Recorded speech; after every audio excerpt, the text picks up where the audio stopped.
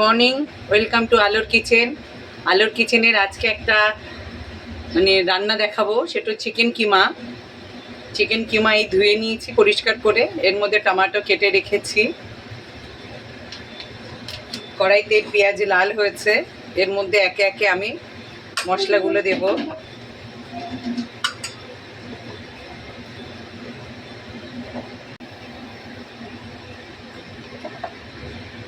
রসুন দেব,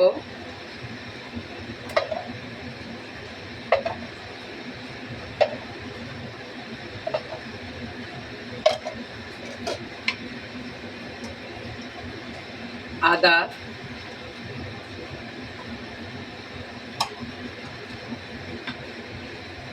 অল্প করে হলুদ,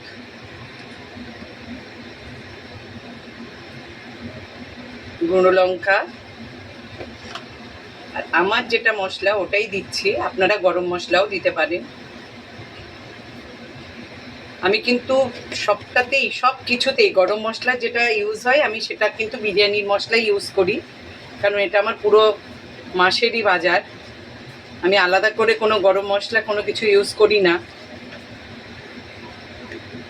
মশলাটা খুব ভালো করে কষে নেব। আর এখানে কিমাতে আমি আলু দেব, ছোট ছোট আলু, এটা আমি লাল করে নিয়েছি। মশলা কষানোর পরে কিমাগুলো দিয়ে দিলাম। এটা জল ছাড়া পর্যন্ত হাই ফ্লেমে করব। আর এদিকে আমি বেগুন, আলু, ট্যাংরা মাছ দিয়ে করব। আসলে আপনারা ভাববেন আমি রোজ রোজ একই সবজি খাই। আসলে আমার ঘরে এই 4টে সবজিই রান্না হয়: পটল, ঝিঙে, লাউ আর বেগুন। এছাড়া অন্য কোনো সবজি আমার বাচ্চারা খায় না। আর মাছ, ট্যাংরা মাছটা দেবো, খাবো কিন্তু আমি আর আমার হাজব্যান্ড। আর মাছও লিমিটেড, রুই, পাবদা, ট্যাংরা, এছাড়া অন্য কোনো মাছ বাচ্চারা খায় না।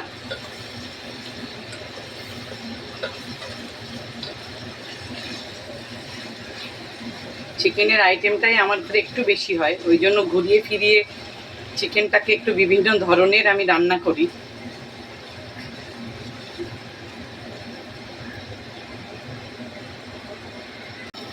কিমার জলটা শুকিয়ে এসছে, এর মধ্যে আমি একটু জল দিয়ে দেব। জল দিয়ে কিমাটাকে গলাবো।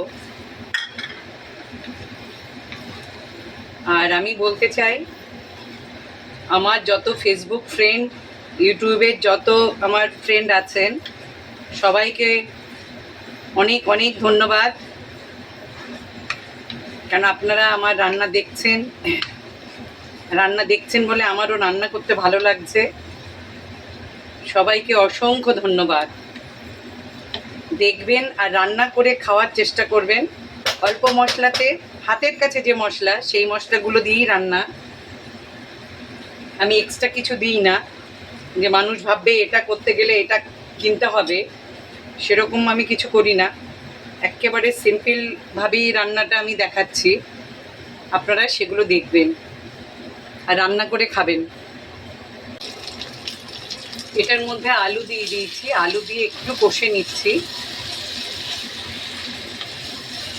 আর আমি আবার বলতে চাইছি, ফেসবুক, ইউটিউবে যত আমার ফ্রেন্ড আছেন, সকলকে অসংখ্য ধন্যবাদ। থ্যাংক ইউ আমার রান্নাগুলো দেখার জন্য।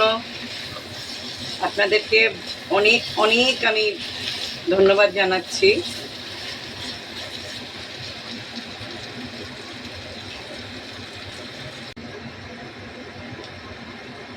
ফুটে উঠেছে, এর মধ্যে আমি কাঁচা লঙ্কা কেটে দিয়েছি। মশলাটা দিয়ে দেব। আমারটা বিরিয়ানির মশলা, আপনারা গরম মশলা ইউজ করবেন। আর দিয়ে দেব ধনেপাতা। জলটা একটু শুকিয়ে আসলে আমার মোটামুটি কিমা কমপ্লিট হয়ে যাবে। এটা দিয়ে আমি কিছুক্ষণ করব।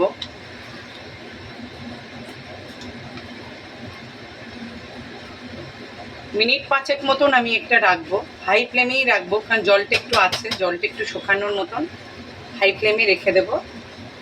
তারপর আমি নামিয়ে নেব। আমার কিমা কমপ্লিট।